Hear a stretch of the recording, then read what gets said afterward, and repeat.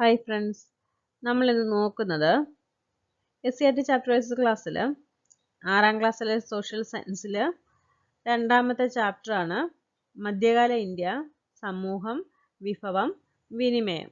Okay, 6ാം ക്ലാസ്സിലെ text മാറിയിട്ടൊന്നുമില്ല. നമുക്ക് ക്ലാസ്സിലേക്ക് പോവാം.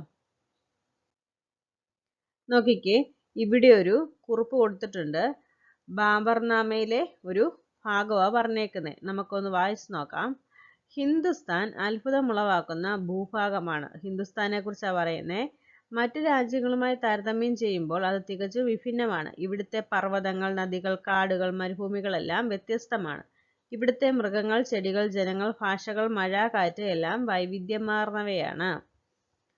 മുഗൾ ചക്രവർത്തി ബാബറിന്റെ ഓർമ്മക്കുറിപ്പായ ബാബർനാമയിൽ നിന്നുള്ള ഭാഗമാണ് മുകളിൽ കൊടുത്തിട്ടുള്ളത്. അപ്പോൾ ബാബർനാമയെക്കുറിച്ച് നമ്മൾ അടുത്ത സ്ലൈഡിൽ നോക്കുന്നുണ്ട്. ബാബർനാമ എന്ന് പറഞ്ഞാൽ എന്താണ്? ബാബറിന്റെ ഓർമ്മക്കുറിപ്പാണ്. ഇന്ത്യയിലെ വൈവിധ്യങ്ങളും വിഭവങ്ങളുമാണ് ബാബർ വിശദീകരിക്കുന്നത്. ഈ വൈവിധ്യങ്ങളും വിഭവസമൃദ്ധിയുമാണ് സഞ്ചാരികളെ മധ്യകാല ഇന്ത്യയിലേക്ക് ആകർഷിച്ചത്. അക്കാലത്തെ സാമൂഹിക സാമ്പത്തികാവസ്ഥ മനസ്സിലാക്കുന്നതിന് അവരുടെ സഞ്ചാരക്കുറിപ്പുകൾ സഹായിക്കുന്നു. നോക്കിക്കേ, ബാബർനാമയെക്കുറിച്ച് എന്താ പറയുന്നതെന്ന്. മുഗൾ ഭരണ സ്ഥാപകനും ചക്രവർത്തിയുമായിരുന്ന ബാബർ തന്റെ ഓർമ്മക്കുറിപ്പുകൾ രേഖപ്പെടുത്തിയിരുന്നത് എവിടെയാണ്? ബാബർനാമയിലാണ്. ബാബർനാമ എന്ന ഗ്രന്ഥത്തിലാണ്. ഒരു ഭരണാധികാരിയുടെ കുറിപ്പെന്ന നിലയിൽ ഔദ്യോഗിക വിവരണമായി ഇതിനെ കണക്കാക്കാവുന്നതാണ്. കൃഷിയും കൈത്തൊഴിലും. ധാന്യങ്ങൾ കൃഷി ചെയ്യുന്നതിനും കന്നുകാലികളെ മേയ്ക്കുന്നതിനും ഭരണാധികാരികൾക്ക് ഭൂമിക്കരവും മേച്ചിൽക്കരവും കൊടുക്കണം. ഇതുപോലെ തന്നെ കച്ചവട വരുമാനത്തിൽ നിന്ന് നികുതി അടയ്ക്കണം. വരുമാനത്തിന്റെ 100ൽ 1 ഭാഗം നാടിന്റെ സംരക്ഷണത്തിനായി ഉപയോഗിക്കേണ്ടതാണ്. അൽ ബറൂനി. നോക്കിക്കേ, മധ്യേഷ്യയിൽ നിന്ന് ഇന്ത്യയിലെത്തിയ അൽ ബറൂനി എന്ന സഞ്ചാരിയുടെ വിവരണത്തിൽ നിന്നുള്ള ഭാഗമാണ് മുകളിൽ കൊടുത്തിട്ടുള്ളത്. അൽ ബറൂനിയുടെ വിവരണത്തിൽ എന്തൊക്കെയാ പറയുന്നത്? ധാന്യങ്ങൾ കൃഷി ചെയ്യുന്നതിനും കന്നുകാലികളെ മേയ്ക്കുന്നതിനും ഭരണാധികാരികൾക്ക് ഭൂമിക്കരവും മേച്ചിൽക്കരവും കൊടുക്കണം. അതുപോലെ തന്നെ എന്തോ ചെയ്യണം? കച്ചവട വരുമാനങ്ങളിൽ നിന്ന് നികുതിയും അടയ്ക്കണം. വരുമാനത്തിന്റെ 100ൽ 1 ഭാഗം നാടിന്റെ സംരക്ഷണത്തിനും ഉപയോഗിക്കണമെന്നാണ് പറയുന്നത്. മധ്യകാല ഇന്ത്യയിലെ ജനങ്ങളുടെ പ്രധാന തൊഴിൽ കൃഷിയായിരുന്നു. മധ്യകാല ഇന്ത്യയിലെ ജനങ്ങളുടെ പ്രധാന തൊഴിലെന്ന് പറയുന്നത് എന്തായിരുന്നു? കൃഷിയായിരുന്നു. പരുത്തി, ധാന്യങ്ങൾ, പയർവർഗ്ഗങ്ങൾ, നീലം, കരിമ്പ് തുടങ്ങിയവയായിരുന്നു അക്കാലത്തെ പ്രധാന വിളകൾ. ഏതൊക്കെയാണ്? പരുത്തി, ധാന്യങ്ങൾ, പയറുവർഗ്ഗങ്ങൾ, നീലം, കരിമ്പ്. അൽ ബറൂനി ഇന്നത്തെ ഉസ്ബെക്കിസ്ഥാനിൽ AD 973 ജനിച്ചു. സംസ്കൃതം ഉൾപ്പെടെ ലോകഭാഷകൾ സ്വായത്തമാക്കി. മുഹമ്മദ് ഗസ്നിയുടെ പണ്ഡിത സദസ്സിലെ പ്രധാനിയായിരുന്നു. ഇന്ത്യയുടെ വിവിധ ഇടങ്ങളിൽ യാത്ര ചെയ്തു. അതിലൂടെ ലഭിച്ച വിവരങ്ങൾ കിതാബുൽ ഹിന്ദ് എന്ന ഗ്രന്ഥത്തിൽ രേഖപ്പെടുത്തി. കൃഷിക്ക് അനുയോജ്യമായതും എന്നാൽ കൃഷി ഇറക്കാത്തതുമായ ഭൂമി അക്കാലത്ത് ഇന്ത്യയിൽ ധാരാളമുണ്ടായിരുന്നു. ഇത്തരം ഭൂമിയിൽ ആദ്യമായി കൃഷി ചെയ്യുന്നവർക്ക് അതിന്റെ ഉടമ അവകാശം ലഭിച്ചിരുന്നു. ഇപ്രകാരം കൃഷിഭൂമിയുടെ ഉടമ അവകാശം നേടാൻ ഉത്സാഹശീലരായ കർഷകർ ശ്രമിച്ചു. നോക്കിക്കേ, കാർഷിക പുരോഗതിക്കായി ഭരണാധികാരികൾ സ്വീകരിച്ച നടപടി എന്തൊക്കെയാണ്? ജലസേചന സൗകര്യങ്ങൾ ഒരുക്കി, വിത്തുകൾ വിതരണം ചെയ്തു, നികുതി ഇളവുകൾ നൽകി. മധ്യകാലഘട്ടത്തിൽ ഉദ്യോഗസ്ഥർക്ക് വേതനമായി ഭൂമി പതിച്ചു കൊടുത്തു. ഈ സമ്പ്രദായം സൽത്തനത്ത് കാലഘട്ടത്തിൽ ഇഖ്ത എന്നും മുഗൾ കാലഘട്ടത്തിൽ ജാഗിർദാരി എന്നും അറിയപ്പെട്ടു. ഇഖ്തയെക്കുറിച്ച് പറഞ്ഞേക്കുന്നത് നോക്കാം. സൽത്തനത്ത് കാലത്ത് ഭൂനികുതി പിരിക്കാനുള്ള അവകാശം ആർക്കായിരുന്നു? പ്രഭുക്കന്മാർക്കായിരുന്നു. മുക്തി എന്നാണ് ഈ അവകാശം ലഭിച്ച പ്രഭു അറിയപ്പെട്ടത്. ഇവർ ചെലവുകൾ കഴിച്ചുള്ള ബാക്കി നികുതി രാജാവിന് നൽകും. ഈ അവകാശം നികുതി പിരിവിന് മാത്രമായിരുന്നു, പരമ്പരാഗതമായി ഉള്ളതല്ലായിരുന്നു. കൃഷിയോടൊപ്പം കാർഷികോപകരണങ്ങളുടെ നിർമ്മാണവുമായി ബന്ധപ്പെട്ട പല കൈത്തൊഴിലുകളും ഗ്രാമത്തിൽ നിലനിന്നിരുന്നു. നെയ്ത്തും മറ്റ് കൈത്തൊഴിലുകളുമായിരുന്നു പട്ടണങ്ങളിലെ പ്രധാന തൊഴിൽ. ഗ്രാമീണ ജനത ഉൽപ്പാദിപ്പിച്ച പരുത്തിയും നീലവും പട്ടുനൂലും നെയ്ത്തു വ്യവസായത്തെ ശക്തമാക്കി. ഇന്ത്യൻ നെയ്ത്തുകാർ വ്യത്യസ്ത ഗുണത്തിലും നിറത്തിലുമുള്ള വസ്ത്രങ്ങൾ ഉൽപ്പാദിപ്പിച്ചു. പട്ട്, പരുത്തി, കമ്പിളി എന്നിവ കൊണ്ടുണ്ടാക്കിയ വസ്ത്രങ്ങൾ അവയിൽ പ്രധാനപ്പെട്ടവയായിരുന്നു. തുണിനെയ്ത്തിന് പുതിയ ഉപകരണങ്ങൾ ഉപയോഗിച്ചു. നൂൽ നൂൽക്കാനുള്ള ചർക്കയും നെയ്ത്തിനുള്ള തറികളും അവയിൽ പ്രധാനപ്പെട്ടവയായിരുന്നു. തുണികളിൽ ചായം മുക്കുന്നതിന് നീലവും നിറക്കൂട്ടുകളും ഉപയോഗിച്ചു.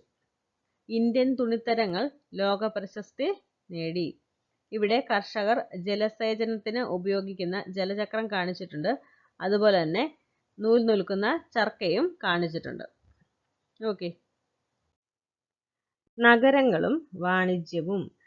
വിജയനഗരം എന്ന മഹാനഗരി കീഴ്ക്കാംതൂക്കായ മലനിരകൾക്കരികിലാണ്. നഗരത്തിൽ ആകർഷകമായ ഉദ്യാനങ്ങളും ഉപവനങ്ങളുമുണ്ട്. സമ്പൽ സമൃദ്ധിയുടെ കേദാരമായ ഈ നഗരത്തിലെ അങ്ങാടികളെല്ലാം വിലപിടിച്ച വസ്തുക്കളെ കൊണ്ട് നിറഞ്ഞവയാണ്. നിക്കോള കോണ്ടി പറയുന്ന വാക്കുകളാണ്. എന്തിനെക്കുറിച്ചാണ്? വിജയനഗരത്തെക്കുറിച്ച്. ഓക്കെ. ഇന്ത്യയിലെത്തിയ ഇറ്റാലിയൻ സഞ്ചാരിയായ നിക്കോളോ കോണ്ടി വിജയനഗരത്തെക്കുറിച്ച് പറഞ്ഞതാണ് നമ്മളിപ്പോൾ വായിച്ചത്. അപ്പോൾ നിക്കോളോ കോണ്ടി എന്ന് പറയുന്നത് ആരാണ്? ഇറ്റാലിയൻ സഞ്ചാരിയാണ്. കാർഷിക രംഗത്തെ പുരോഗതി വാണിജ്യം അഭിവൃദ്ധിപ്പെടാനുള്ള സാഹചര്യമൊരുക്കി. ഇന്ത്യയിലെ സുഗന്ധവ്യഞ്ജനങ്ങൾ, തുണിത്തരങ്ങൾ, തുകൽ, രത്നങ്ങൾ, ചന്ദനം, ലോഹങ്ങൾ, മുത്ത്, ആനക്കൊമ്പ് തുടങ്ങിയവ പുറം നാടുകളിൽ പ്രിയമുള്ള വിഭവങ്ങളായിരുന്നു. ഏതൊക്കെയാണ്? സുഗന്ധവ്യഞ്ജനങ്ങൾ, തുണിത്തരങ്ങൾ, തുകൽ, രത്നങ്ങൾ, ചന്ദനം, ലോഹങ്ങൾ, മുത്ത്, ആനക്കൊമ്പ്. ഈ വിഭവങ്ങളാണ് വ്യാപാരികളെ ഇന്ത്യയിലേക്ക് ആകർഷിച്ചത്. ലോകത്തിന്റെ വിവിധ ഭാഗങ്ങളിൽ നിന്ന് നിരവധി കച്ചവടക്കാർ മധ്യകാലത്ത് ഇന്ത്യയിലെത്തി. ഇന്ത്യയുമായി വ്യാപാരം നടത്തിയ പുറംനാട്ടുകാരായിരിക്കാൻ നോക്കിക്കേ. ചൈനക്കാർ, അറബികൾ, പോർച്ചുഗീസുകാർ, ഡച്ചുകാർ, ഇംഗ്ലീഷുകാർ, ഫ്രഞ്ചുകാർ. ഓക്കെ. കാലിക്കോയും കാലിക്കറ്റും. കോഴിക്കോട് നിന്ന് പരുത്തിത്തുണികൾ മറ്റു സ്ഥലങ്ങളിലേക്ക് കയറ്റുമതി ചെയ്തിരുന്നു. ഈ തുണിത്തരങ്ങൾ യൂറോപ്യൻ വിപണിയിൽ കാലിക്കോ എന്നാണ് അറിയപ്പെട്ടിരുന്നത്. കോഴിക്കോടിനെ യൂറോപ്യന്മാർ കാലിക്കറ്റ് എന്നാണ് വിളിച്ചത്. കോഴിക്കോടിനെ യൂറോപ്യന്മാർ എങ്ങനെയാണ് വിളിച്ചത്? കാലിക്കറ്റ്. ഓക്കെ. കോഴിക്കോട് നിന്ന് പരുത്തിത്തുണികൾ മറ്റു സ്ഥലങ്ങളിലേക്ക് കയറ്റുമതി ചെയ്തിരുന്നു. ഈ തുണിത്തരങ്ങൾ എങ്ങനെ അറിയപ്പെട്ടിരുന്നത്? യൂറോപ്യൻ വിപണിയിൽ കാലിക്കോ എന്നാണ് അറിയപ്പെട്ടിരുന്നത്. ഓക്കെ. കോഴിക്കോടിനെ കാലിക്കറ്റ് എന്നാണ് വിളിച്ചത്. ശരി. വലിയ ജനസംഖ്യയും നിറഞ്ഞ സമ്പത്തുമുള്ള നഗരങ്ങളാണ് ഇന്ത്യയിലുള്ളത്. ഇന്ത്യയെക്കുറിച്ചാണ് പറയുന്നത്. നഗരങ്ങളുടെ തെരുവോരങ്ങൾ വൈവിധ്യമാർന്ന ഉൽപ്പന്നങ്ങളുടെ കമ്പോളങ്ങളാണ്. വർണ്ണാഭമായ പട്ടണങ്ങളാണ് ഡൽഹിയും ദൗലതാബാദും. ആരാ പറയുന്നത്? ഇബ്നു ബത്തൂത്തയാണ് പറയുന്നത്. ആഗ്രയും ഫത്തേപൂർ സിക്രിയും അഹമ്മദാബാദും ലോകത്തു തന്നെ വലിയ നഗരമായ ലണ്ടനേക്കാൾ വലുതാണ്. ഡൽഹി ആവട്ടെ വലുതും സമ്പന്നവുമായ നഗരവും. ആരാ പറയുന്നത്? റാൽഫിച്ച് ആണ് പറയുന്നത്. അദ്ദേഹത്തിന്റെ ചിത്രം ഇവിടെ കാണിച്ചിട്ടുണ്ട്, കണ്ടോ? ഓക്കെ. നോക്കിക്കേ, ഇബ്നു ബത്തൂത്ത ആരാണെന്നും റാൽഫിച്ച് ആരാണെന്നും നമുക്കൊന്ന് നോക്കാം. സൽത്തനത്ത് കാലഘട്ടത്തിൽ ഇന്ത്യ സന്ദർശിച്ച മൊറോക്കോ സഞ്ചാരിയാണ് ആര്? ഇബ്നു ബത്തൂത്ത. അതുപോലെ തന്നെ മുഗൾ കാലഘട്ടത്തിൽ ഇന്ത്യ സന്ദർശിച്ച ഇംഗ്ലീഷ് സഞ്ചാരിയാണ് റാൽഫിച്ച്. ഓക്കെ. സൽത്തനത്ത് കാലഘട്ടത്തിൽ ഇന്ത്യ സന്ദർശിച്ച മൊറോക്കോ സഞ്ചാരിയാണ് ഇബ്നു ബത്തൂത്ത. മുഗൾ കാലഘട്ടത്തിൽ ഇന്ത്യ സന്ദർശിച്ച ഇംഗ്ലീഷ് സഞ്ചാരിയാണ് റാൽഫിച്ച്. അവരാണ് ഇന്ത്യയെക്കുറിച്ച് അങ്ങനെ പറഞ്ഞേക്കുന്നത്. ഓക്കെ. ഉൽപാദന കേന്ദ്രങ്ങളെയും ചന്തകളെയും കേന്ദ്രീകരിച്ചാണ് നഗരങ്ങൾ വളർന്നു വന്നത്. ഉൽപാദന കേന്ദ്രങ്ങളെയും ചന്തകളെയും കേന്ദ്രീകരിച്ചാണ് നഗരങ്ങൾ വളർന്നു വന്നത്. ഇത്തരത്തിൽ വളർന്നു വന്ന നഗരങ്ങളാണ് ധാക്ക, പൈത്താൻ, കാഞ്ചീപുരം, ഉറയൂർ, മധുര തുടങ്ങിയവ. കൈത്തൊഴിലുകൾ, വ്യാപാരികൾ, ഉദ്യോഗസ്ഥർ, പരിചാരകർ, അടിമകൾ തുടങ്ങിയവരായിരുന്നു നഗരവാസികൾ. നഗരവാസികൾ എന്ന് പറയുന്നത് ആരൊക്കെയാണ്? കൈത്തൊഴിലുകാർ, വ്യാപാരികൾ, ഉദ്യോഗസ്ഥർ, പരിചാരകർ, അടിമകൾ. ഓക്കെ. ഇവിടെ ഒരു മാപ്പ് കാണിച്ചിട്ടുണ്ട്. മധ്യകാല ഇന്ത്യയിലെ പ്രധാന വാണിജ്യ കേന്ദ്രങ്ങളാണ്. ഏതൊക്കെയാണ് നമ്മൾ പറഞ്ഞത്? ധാക്കയുണ്ട്. ധാക്ക ഇവിടെയാണ്. പിന്നെ പൈത്താൻ, കാഞ്ചീപുരം, ഉറയൂർ, മധുര. ഓക്കെ. തൊഴിൽ കേന്ദ്രങ്ങൾ. കാർഖാനകൾ പ്രവർത്തിക്കുന്ന വലിയ മുറികൾ പല സ്ഥലങ്ങളിലും കാണുന്നുണ്ട്. ഒരു മുറിയിൽ മേൽനോട്ടക്കാരനു കീഴിൽ ചിത്രത്തുന്നൽ നടത്തുന്നവരെ കാണാം. മറ്റൊന്നിൽ സ്വർണ്ണപ്പണി എടുക്കുന്നവരെ, ചായം പൂശുന്നവരും ചെരുപ്പുണ്ടാക്കുന്നവരും വെവ്വേറെ മുറികളിൽ പണി ചെയ്യുന്നുണ്ട്. ഇത് പറഞ്ഞേക്കുന്നത് ബർണിയർ ആണ്. അദ്ദേഹത്തിന്റെ ചിത്രം ഇവിടെ കാണിച്ചിട്ടുണ്ട്. ബർണിയർ എന്ന് പറയുന്ന ആരാണ്? ഫ്രഞ്ച് സഞ്ചാരിയാണ്. ബർണിയർ എന്ന ഫ്രഞ്ച് സഞ്ചാരി തൊഴിൽ കേന്ദ്രങ്ങളെയും തൊഴിൽ വിഭാഗങ്ങളെയും കുറിച്ച് വിവരിക്കുന്നതാണ് മുകളിൽ കൊടുത്തിട്ടുള്ളത്. ഇവിടെ നോക്കിക്കേ, ചെങ്കോട്ടയിലെ കാർഖാന ഒരു പെയിന്റിങ് കാണിച്ചിട്ടുണ്ട്. കാർഖാന എന്ന് പറഞ്ഞാൽ എന്താണ്? മുഗൾ രാജാക്കന്മാരുടെയും പ്രഭുക്കന്മാരുടെയും കൊട്ടാരങ്ങളിലേക്കുള്ള വസ്തുക്കൾ നിർമ്മിച്ച് വിതരണം ചെയ്തിരുന്ന കേന്ദ്രങ്ങളായിരുന്നു കാർഖാനകൾ.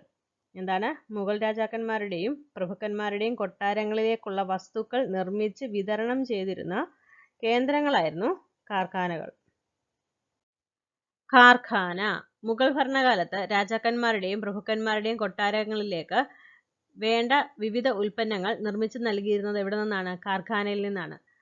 ഇവിടെ സാധാരണക്കാർക്ക് വാങ്ങാൻ സൗകര്യങ്ങൾ ഉണ്ടായിരുന്നില്ല. വലിയ ഒരു ഹാളിൽ വിവിധ ഭാഗങ്ങളിലായി വ്യത്യസ്ത തൊഴിലെടുക്കുന്നവർ ഒത്തുചേർന്നാണ് നിർമ്മാണം നടത്തുന്നത്. ഉദാഹരണം തുകൽ, സ്വർണ്ണാഭരണം, കരകൗശല വസ്തുക്കൾ തുടങ്ങിയവ. ഓക്കെ. ജനജീവിതം. മുഗൾ കാലഘട്ടത്തിൽ ഇന്ത്യ സന്ദർശിച്ച ഫ്രഞ്ച് സഞ്ചാരിയായ ടവർണിയർ ഇന്ത്യയിലെ സാമൂഹിക ജീവിതത്തെക്കുറിച്ച് പറഞ്ഞേക്കുന്ന ഒരു കുറിപ്പ് ഇവിടെ കാണിച്ചേക്കുന്നേ. ആരാണ്? ഫ്രഞ്ച് സഞ്ചാരിയായ ടവർണിയർ. ഇന്ത്യയിലെ ഓരോ സ്ഥലങ്ങളിലെയും ജനങ്ങളുടെ ജീവിത രീതിക്കും വസ്ത്രധാരണ രീതിക്കും ഭക്ഷണ രീതിക്കും കാര്യമായ വ്യത്യാസങ്ങളുണ്ട്. ആവശ്യത്തിലേറെ വർണ്ണപ്പൊലിമയുള്ള വസ്ത്രം ധരിക്കുന്നവരെയും നാമമാത്രമായ വസ്ത്രം ധരിക്കുന്നവരെയും ഇവിടെ കണ്ടു. എന്താ പറയുന്നത്? ഇന്ത്യയിലെ ഓരോ സ്ഥലങ്ങളിലും വ്യത്യസ്തമായിട്ട് ജീവിത രീതി ഫോളോ ചെയ്യുന്നവരാണ് ഉള്ളതെന്നാ പറയുന്നത്. അപ്പോൾ വസ്ത്രധാരണ രീതിയിലും വ്യത്യാസമുണ്ടെന്നാണ് പറയുന്നത്. ഓക്കെ. സാമൂഹികവും സാമ്പത്തികവുമായ അസമത്വങ്ങൾ അക്കാലത്ത് ജനങ്ങൾക്കിടയിൽ നിലനിന്നിരുന്നു. എന്തൊക്കെയാണെന്ന് നോക്കിക്കേ. ജാതി, ഉദ്യോഗം, സമ്പത്ത് തുടങ്ങിയവയെ അടിസ്ഥാനമാക്കിയാണ് സാമൂഹിക പദവികൾ നിർണയിക്കപ്പെട്ടിരുന്നത്. രാജാക്കന്മാർ, പ്രഭുക്കന്മാർ, പുരോഹിതന്മാർ, ഉദ്യോഗസ്ഥർ തുടങ്ങിയവർ ഉയർന്ന സാമൂഹിക പദവി അനുഭവിച്ചു. കൈത്തൊഴിലുകളിലും കൃഷിയിലും ഏർപ്പെട്ടിരുന്നവർ സമൂഹത്തിലെ താഴെത്തട്ടിലുള്ളവരായിരുന്നു. ഓരോ ജാതിയിൽപ്പെട്ടവർക്കും അവരുടേതായ ആചാരങ്ങളും അനുഷ്ഠാനങ്ങളും ഉണ്ടായിരുന്നു. സതി, ശൈശവ വിവാഹം തുടങ്ങിയ അനാചാരങ്ങൾ നിലനിന്നിരുന്നു. അടുത്ത് നോക്കിക്കേ, വിജ്ഞാന കേന്ദ്രമായ ഇന്ത്യ. അമീർ ഖുസ്രു പറയുന്ന കാര്യമാണ്, വായിച്ചു നോക്കാം. നമ്മൾ ഇന്ത്യക്കാർക്ക് ഏത് ഭാഷയിലും സംസാരിക്കാനാകും, എന്നാൽ മറ്റുള്ളവർക്ക് നമ്മുടെ ഭാഷ വഴങ്ങാൻ ബുദ്ധിമുട്ടാണ്. വിജ്ഞാന സമ്പാദനത്തിന് മറ്റു രാജ്യങ്ങളിലേക്ക് ഇന്ത്യക്കാർ പോകുന്നില്ല. മറ്റുള്ള രാജ്യങ്ങളിൽ നിന്നുള്ളവർ ഇന്ത്യയിലേക്ക് വരികയാണ്. ചതുരംഗം, പഞ്ചതന്ത്രം കഥകൾ, സംഖ്യാശാസ്ത്രം എന്നിവ ലോകത്തിന് ഇന്ത്യ നൽകിയ സംഭാവനകളാണ്. ഓക്കെ. സൽത്തനത്ത് കാലത്ത് ജീവിച്ചിരുന്ന കവി അമീർ ഖുസ്രുവിന്റെ വാക്കുകളാണ് നമ്മൾ വായിച്ചത്. അപ്പോൾ സൽത്തനത്ത് കാലത്ത് ജീവിച്ചിരുന്ന കവിയായിരുന്നു ആര്? അമീർ ഖുസ്രു. ഓക്കെ. ഞാൻ നോക്കിക്കേ, മധ്യകാല ഇന്ത്യയിലും നിരവധി വിദ്യാ കേന്ദ്രങ്ങൾ ഉണ്ടായിരുന്നു. ലോകത്തിന്റെ വിവിധ ഭാഗങ്ങളിൽ നിന്നുള്ള വിദ്യാർത്ഥികൾ ഈ വിദ്യാ കേന്ദ്രങ്ങളിൽ അറിവ് തേടിയെത്തി. ബനാറസ്, ആഗ്ര, ലാഹോർ, കാഞ്ചി, മധുര, ഡൽഹി എന്നിവിടങ്ങളിലെ വിദ്യാ കേന്ദ്രങ്ങൾ ഇവയിൽ ശ്രദ്ധേയമായിരുന്നു. എവിടത്തേക്കാണ്? ബനാറസ്, ആഗ്ര, ലാഹോർ, കാഞ്ചി, മധുര, ഡൽഹി. ജ്യോതിശാസ്ത്രം, ഗണിതശാസ്ത്രം എന്നീ വിജ്ഞാന ശാഖകൾ അക്കാലത്ത് പുരോഗതി നേടി. ഭാസ്കരാചാര്യർ രചിച്ച ലീലാവതി ശ്രദ്ധേയമായ ഗണിതശാസ്ത്ര ഗ്രന്ഥമായിരുന്നു. ഭാസ്കരാചാര്യർ രചിച്ച ലീലാവതി. നിരവധി കൃതികൾ പേർഷ്യൻ ഭാഷയിലേക്ക് തർജ്ജമ ചെയ്യപ്പെട്ടു. ജയ്പൂർ, ഡൽഹി, ഉജ്ജയിനി, ബനാറസ് എന്നിവിടങ്ങളിൽ വാന നിരീക്ഷണ കേന്ദ്രങ്ങൾ സ്ഥാപിക്കപ്പെട്ടു. നോക്കിക്കേ, ഇത് പാഠപുസ്തകത്തിൽ പറഞ്ഞേക്കുന്ന സംഗ്രഹമാണ്, വായിച്ചു നോക്കാം. മധ്യകാലഘട്ടത്തിൽ ഇന്ത്യയിലേക്ക് വന്ന സഞ്ചാരികളുടെ കുറിപ്പുകൾ ആ കാലഘട്ടത്തെക്കുറിച്ച് വിവരങ്ങൾ തരുന്നു. ശരിയല്ലേ? നമ്മൾ ഓരോ കുറിപ്പും വായിച്ചതുകൊണ്ടല്ലേ അതൊക്കെ മനസ്സിലായത്. കച്ചവടത്തിനായി നിരവധി വിദേശികൾ മധ്യകാലഘട്ടത്തിൽ ഇന്ത്യയിലേക്ക് വന്നു. കാർഷിക വാണിജ്യ പുരോഗതിക്ക് വേണ്ട സഹായങ്ങൾ ഭരണാധികാരികൾ ചെയ്തു കൊടുത്തു. മധ്യകാലഘട്ടത്തിൽ കൈത്തൊഴിലും കച്ചവട കേന്ദ്രങ്ങളും വളർന്നു വന്നു. മുഗൾ രാജാക്കന്മാരുടെയും പ്രഭുക്കന്മാരുടെയും കൊട്ടാരങ്ങളിലേക്കുള്ള വസ്തുക്കൾ നിർമ്മിച്ച് വിതരണം ചെയ്തിരുന്ന കേന്ദ്രങ്ങളായിരുന്നു കാർഖാനകൾ. മധ്യകാലഘട്ടത്തിൽ സാമൂഹിക സാമ്പത്തിക അസമത്വം നിലനിന്നിരുന്നു. അത് നമ്മൾ കണ്ടു. ഇന്ത്യ സാമ്പത്തിക പുരോഗതിക്കൊപ്പം വിജ്ഞാന പുരോഗതിയും കൈവരിച്ചു. അത് നമ്മൾ വായിച്ചു. ഓക്കെ, അപ്പോൾ നമ്മുടെ ഒരു ചാപ്റ്റർ കഴിഞ്ഞിട്ടുണ്ട്. ഇതൊക്കെ എന്താണ്? ചെറിയ ചെറിയ ചാപ്റ്ററുകളാണ്. വായിച്ച് നമുക്ക് മനസ്സിലാവുന്നതേ ഉള്ളൂ. ഓക്കെ, ഇതൊക്കെ മനസ്സിലാക്കി വെക്കുക. ഈ ഒരു ക്ലാസ് നിങ്ങൾക്ക് ഉപകാരപ്പെട്ടെന്ന് വിശ്വസിക്കുന്നു. Okay, thank you.